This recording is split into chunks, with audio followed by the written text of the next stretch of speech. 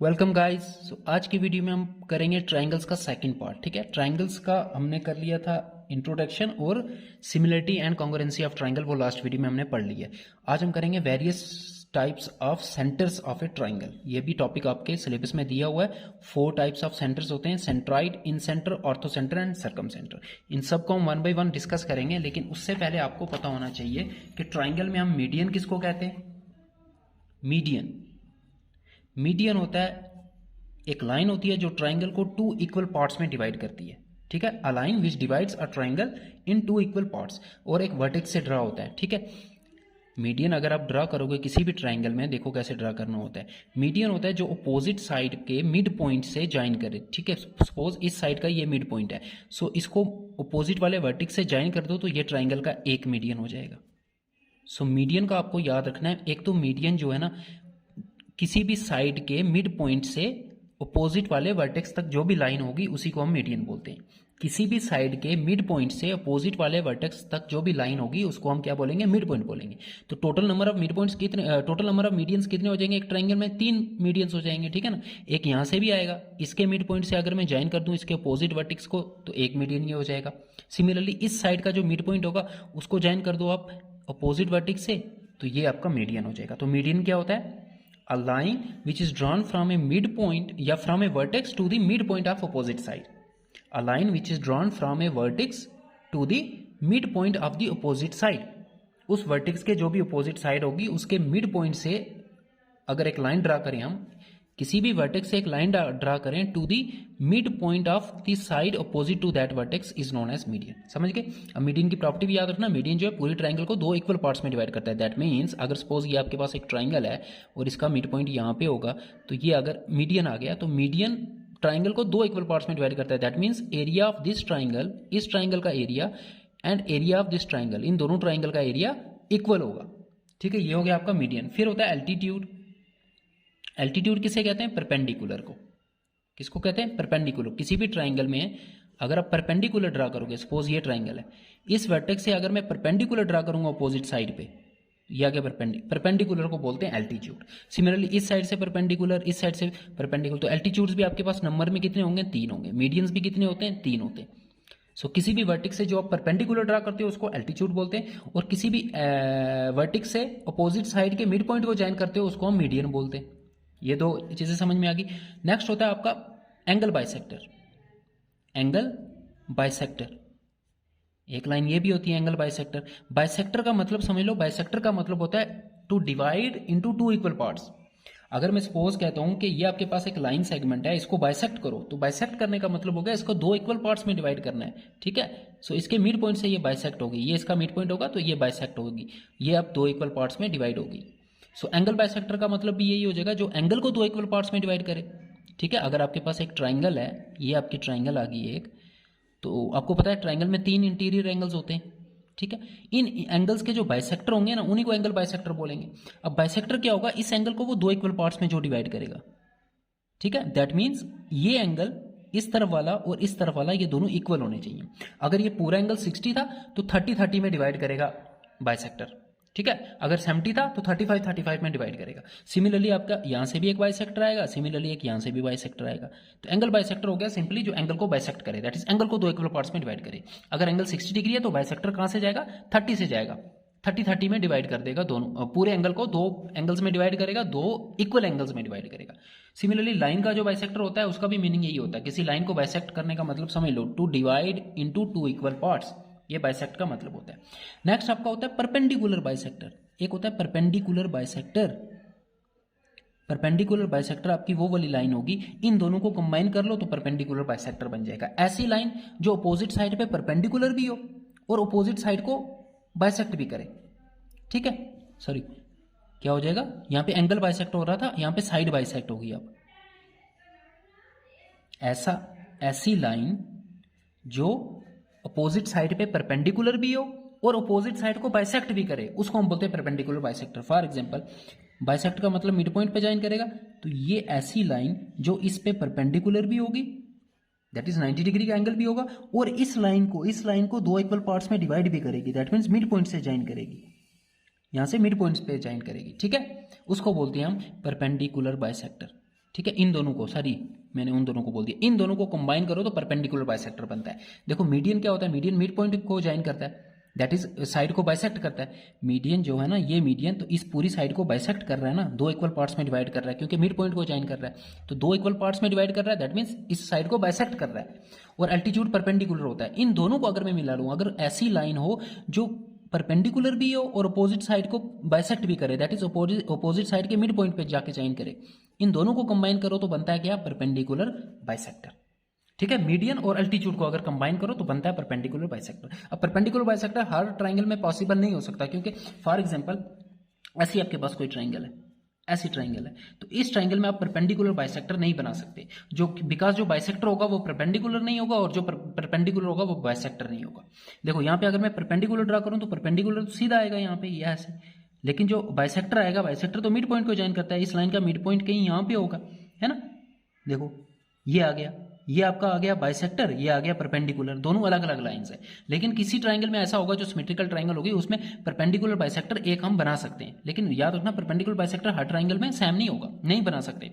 जो ऐसी लाइन जो परपेंडिकुलर भी हो और बाइसेक्ट भी कर रही हो, जैसे इस ट्राइंगल की मैंने एग्जांपल दी, देखो यहाँ परपेंडिकुलर ये है और बाइसेक्टर ये है जो अपोजिट साइड को बाइसेक्ट कर रहा है, वो ये है, दैट मीन मीडियन अलग है और अल्टीट्यूड अलग है। लेकिन कुछ ट्राइंगल्स में ऐसा होगा, जैसे आइसोसेलेस ट्राइंगल होगी, इक्विलेटरल ट्राइंगल होगी, उनमें ये दोनों सेम होते हैं, तो फिर हम कंबाइन उसको बोल देते हैं परपेंडिकुलर बाइसेक्टर। ये चीजें समझ गए, तो अब आप सेंटर्स पे चलते हैं, सेंटर्स के। So first type of centre आपका आ गया सेंट्राइड। तो सेंट्राइड होता है पॉइंट, कुछ नहीं एक पॉइंट होता है, ये सारे पॉइंट्स हैं, ठीक है, ट्राइंगल के अंदर कुछ पॉइंट्स पाए जाते हैं।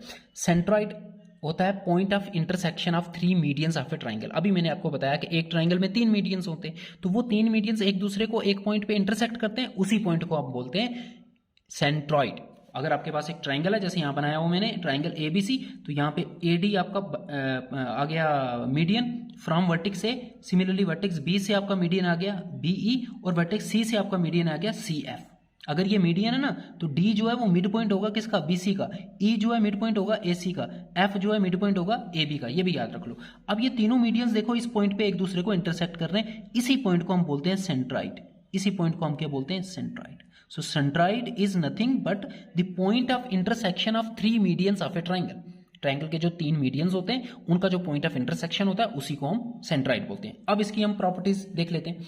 Always lies inside the triangle. आपको सेंट्राइड का याद रखना है, सेंट्राइड एक ऐसा पॉइंट है जो हमेशा ट्राइंगल के अंदर ही मिलेगा आपको, ठीक है। ये देखो सेंट्राइड और इन सेंटर जो होते हैं ना, ये हमेशा ट्राइंगल के अंदर मिलते हैं, लेकिन ऑर्थो सेंटर जब इनकी प्रॉपर्टीज पढ़ेंगे, ऑर्थो सेंटर और सर्कम सेंटर ऐसे पॉइंट्स हैं, ये ट्राइंगल के अंदर भी हो सकते हैं, ट्राइंगल के ऊपर भी हो सकते हैं और ट्राइंगल के बाहर भी हो सकते हैं। ये हम पढ़ेंगे इनकी प्रॉपर्टीज में। सेंट्राइड का आपको याद रखना है ऑलवेज लाइज इनसाइड, पहली property. Second most important property, centroid जो है वो डिवाइड करता है ईच मीडियन को इन दी रेशियो ऑफ 2:1। इसका क्या मीनिंग हुआ, देखो सेंट्राइड कहां पे है, यहां पे। तो अगर मैं मीडियन ले लेता हूं पहले AD, तो AD मीडियन को ये डिवाइड करेगा इन दी रेशियो 2:1, दैट इज ये वाली लेंथ होगी A से लेके G तक, ये अगर 2 यूनिट्स है तो G से लेके D तक 1 यूनिट होगी। इट मीन्स मीडियन जो है वो डिवाइड करता है, सेंट्राइड जो है वो डिवाइड करता है मीडियन को in the ratio of 2:1। For example इसका मीनिंग समझो, ये अगर आपका मीडियन है, ठीक है, और सेंट्राइड कहीं यहाँ पे है, ठीक है, तो ऊपर वाली लेंथ अगर 2 यूनिट है तो ये 1 यूनिट होगी, इनकी रेशियो हमेशा क्या होगी 2:1। दैट मीन्स अगर ऊपर वाली लेंथ 20 सेंटीमीटर है तो ये 10 सेंटीमीटर हो जाएगी। समझ रहे हो, इसका मीनिंग क्या हुआ, ये आपको कहाँ यूज होगा, आपको दे देगा कि मीडियन, आपको एक ट्राइंगल दे देगा और बोलेगा जो मीडियन है, जैसे यहाँ पे ये आ गया आपका A, ये पॉइंट आ गया G आपका, ठीक है, B C, जैसे मैंने यहाँ पे नाम दिए हुए हैं D E F। आपको AG की लेंथ दे देगा, बोलेगा G जो है वो मीडियन है, AG की लेंथ दे देगा, बोलेगा AG इज इक्वल टू आपका है 30 सेंटीमीटर। तो बताओ GD की वैल्यू कितनी होगी, GD कितना होगा। तो यहाँ पे आप यही प्रॉपर्टी लगाओगे, क्योंकि ये सेंट्राइड है तो ये इसको डिवाइड करेगा इन दी रेशियो 2:3। तो 30 अपॉन इसकी लेंथ हमें नहीं पता, x मान लेते हैं, इनकी रेशियो होनी चाहिए 2:1।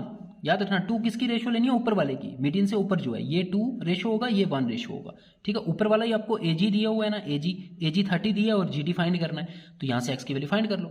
x क्या हो जाएगा, x इधर 2 इधर divide, x is equal to 30 upon 2 is equal to 15 centimetre, 15 centimetre. So GD की लेंथ आपकी 15 सेंटीमीटर हो जाएगी। तो आपको याद रखना है क्या कि 2:1 की रेशियो में डिवाइड करता है कौन, मीडियन जो है, जो आपका सेंट्राइड होगा वो किसी भी मीडियन को, सिर्फ इसको नहीं, तीनों मीडियन को डिवाइड करता है इन दी रेशियो 2:1। सिमिलरली ये जो मीडियन होगा आपका बी जी एंड जी ई, देखो ये 2:1 की रेशियो में होगा। सिमिलरली यहाँ से वर्टिक्स से देखना है, ठीक है, कहाँ से देखना है, वर्टिक्स से देखना है।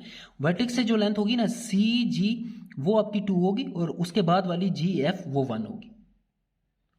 नेक्स्ट प्रॉपर्टी, अगर आपको सेंट्राइड के कोऑर्डिनेट्स फाइंड करने हैं तब ये फॉर्मूला आपका यूज होगा, मोस्ट इंपॉर्टेंट फॉर्मूला है। फॉर एग्जांपल किसी ट्राइंगल में आपको क्या दे देगा, वो आपको तीनों इसके वर्टिक्सेस के कोऑर्डिनेट्स दे देगा। सपोज इसके कोऑर्डिनेट्स दे देगा x1 y1, इस पॉइंट के कोऑर्डिनेट्स भी आपको दे देगा। अभी हम जनरल मान रहे हैं x2 y2, वहाँ क्वेश्चन में आपको गिवन होंगे ये कोऑर्डिनेट्स, ठीक है, ये वैल्यूज गिवन होंगी 2 3 1 2 5 6 ये गिवन होंगी। और आपको बोलेगा सेंट्राइड के कोऑर्डिनेट्स निकालो, तो आपने कुछ नहीं करना है, सेंट्राइड के कोऑर्डिनेट्स हो जाएंगे x1 प्लस x2, इनका मीन एवरेज करना है डिवाइडेड बाय 3, और सेंट्राइड का जो y कोऑर्डिनेट है वो हो जाएगा y1 plus y2 plus y3 divided by 3। ये फॉर्मूला याद रखना आपने, ठीक है। नेक्स्ट प्रॉपर्टी ये है कि मीडियन जितनी भी ट्राइंगल्स में डिवाइड करता है ना वो सभी ट्राइंगल्स का एरिया इक्वल होता है। पहले मैं आपको बता रहा हूँ ट्राइंगल एबीजी देखो कहाँ पे, ये वाली ट्राइंगल जिसको मैं अभी मार्क कर रहा हूँ, देखो ये वाली ट्राइंगल, ये बड़ी वाली ट्राइंगल।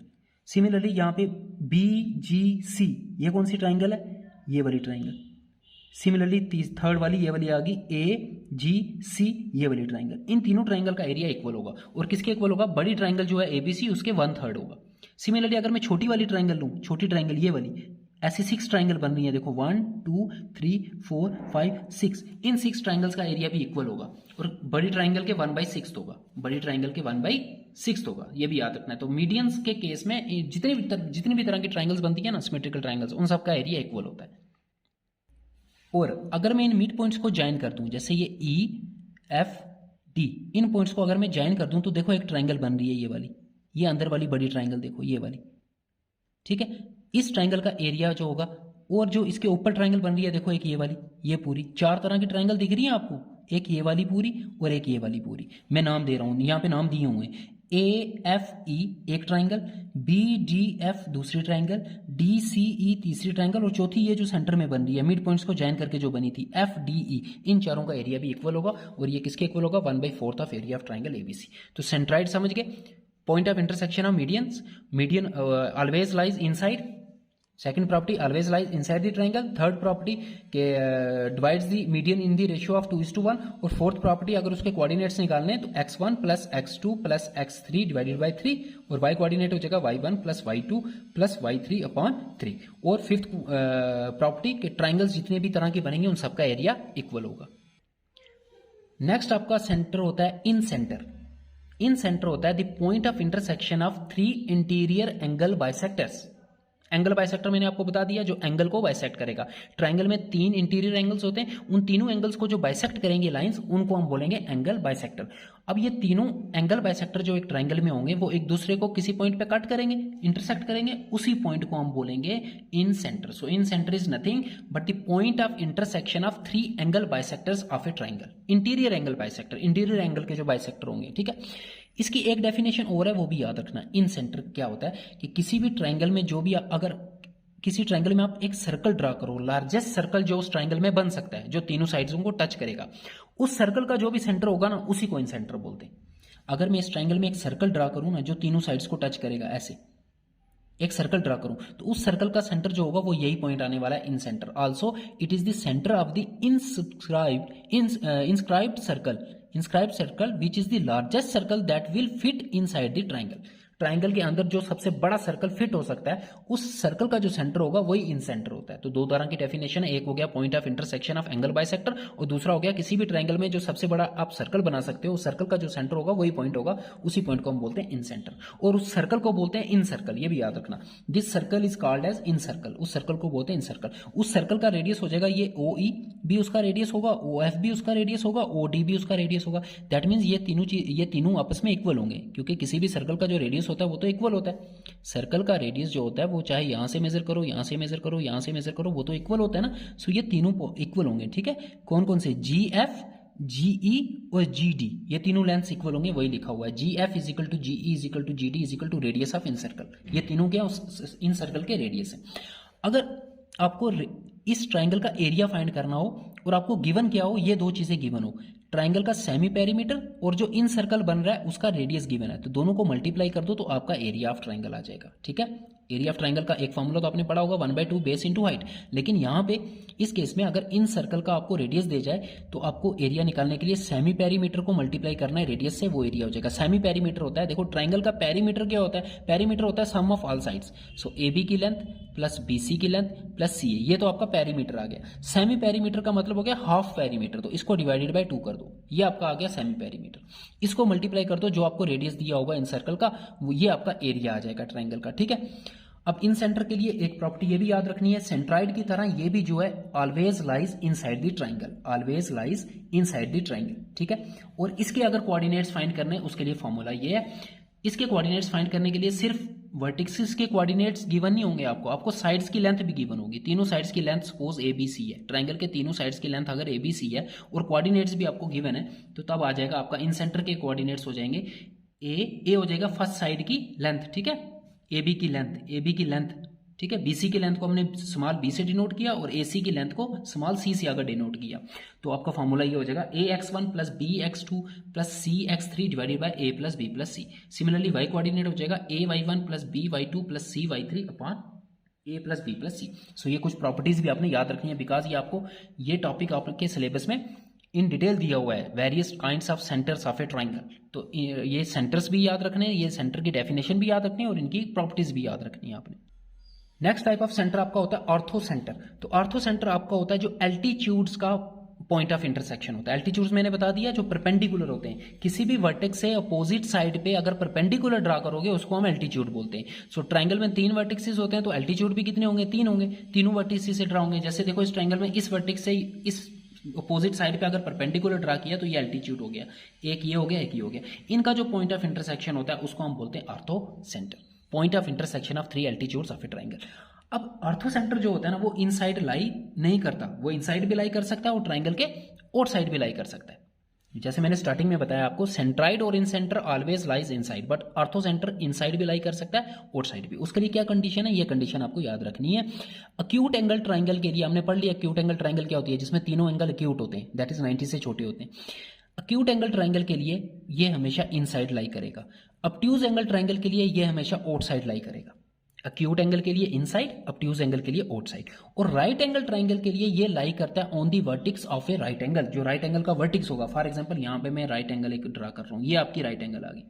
तो ऑर्थो सेंटर कहाँ पे होगा, ऑर्थो सेंटर आपका हो जाएगा जहां पे राइट एंगल वाला वर्टिक्स है। राइट एंगल कहाँ है, यहाँ है ना, तो राइट एंगल वर्टिक्स ये हो गया ए पॉइंट, यही पॉइंट आपका ऑर्थो सेंटर होगा, यही पॉइंट आपका ऑर्थो सेंटर होगा राइट एंगल के केस में। आप चाहे तो कर लो, देखो ऑर्थो सेंटर क्या होता है, point of intersection of altitudes of three triangles. Suppose यहाँ पे एक राइट ट्राइंगल है आपके पास, बनाओ तीनों एल्टीट्यूड्स। अगर मैं ए बी सी, ठीक है, अगर मैं बी वर्टेक्स से एल्टीट्यूड बनाऊं तो ऐसा कुछ आएगा परपेंडिकुलर, ठीक है, ये पहला एल्टीट्यूड आपका आ गया। अगर ए पॉइंट से अपोजिट साइड बीसी पे मैं परपेंडिकुलर ड्रा करूं तो वो तो पहले से ड्रा हुआ है, यही ए बी ही परपेंडिकुलर है, देखो ए बी ही आपका परपेंडिकुलर है। और सी पॉइंट से जब मैं परपेंडिकुलर ड्रा करूंगा ए बी पे तो वो पहले से ड्रा किया हुआ है, यही सी बी ही परपेंडिकुलर है, देखो यही सी बी परपेंडिकुलर है ना ए बी पे, ए बी परपेंडिकुलर है बीसी पे और बीसी परपेंडिकुलर है ए बी पे। अगर दो लाइंस परपेंडिकुलर हो तो इसका मतलब क्या होता है कि दोनों एक दूसरे पे परपेंडिकुलर है। तो इन तीनों लाइंस का, इस लाइन का, इस लाइन का और इस लाइन का पॉइंट ऑफ इंटरसेक्शन कौन सा है, यही है, ये देखो, तो यही आपका ऑर्थो सेंटर हो जाएगा, ठीक है। सो आपको क्या याद रखना है कि ऑर्थो सेंटर जो है वो इनसाइड भी हो सकता है, ट्राइंगल के ऊपर भी हो सकता है, जैसे इस केस में देखो ट्राइंगल के ऊपर ही है, ट्राइंगल के ऊपर ही है, और ट्राइंगल के बाहर भी हो सकता है। उसके लिए आपको याद रखना है कि अक्यूट एंगल के लिए हमेशा इनसाइड लाई करेगा, ऑब्ट्यूज एंगल ट्राइंगल के लिए आउटसाइड लाई करेगा, और राइट एंगल ट्राइंगल के लिए ये लाई करेगा on the vertices of right angle, जो राइट एंगल जिस वर्टिक्स पे बन रहा है उसी वर्टिक्स पे आपका ऑर्थो सेंटर लाई करेगा। और एक पॉइंट याद रखना है, in case of equilateral triangle orthocentre coincides with centroid. अगर आपके पास इक्विलेटरल ट्राइंगल है ना, उसमें जो ऑर्थो सेंटर पॉइंट होगा ना उसी जगह पे लाई करेगा आपका सेंट्राइड भी। एक्चुअली क्या होता है, इक्विलेटरल ट्राइंगल पे ये चारों पॉइंट कोइंसाइड करते हैं, ये आप याद रख लो। इक्विलेटरल ट्राइंगल के केस में, इक्विलेटरल ट्राइंगल के केस में ये चारों पॉइंट्स कोइंसाइड करेंगे, कौन कौन से, centroid, in centre, orthocentre and circum centre. अगर ट्राइंगल इक्विलेटर नहीं है तो ये पॉइंट्स डिफरेंट होंगे, डिफरेंट जगह पे आएंगे, लेकिन इक्विलेटर ट्राइंगल के केस में ये चारों के चारों पॉइंट्स एक ही जगह लाई करते हैं, दैट इज कोइंसाइड करते हैं। जहां पे सेंट्राइड होगा वहीं पे इन सेंटर होगा, वहीं पे सर्कम सेंटर होगा, वहीं पे ऑर्थो सेंटर होगा, ठीक है, इक्विलेटर ट्राइंगल के केस में। लास्ट आपका आ गया सर्कम सेंटर। सर्कम सेंटर आपका होता है point of intersection of three perpendicular bisector of three sides of a triangle.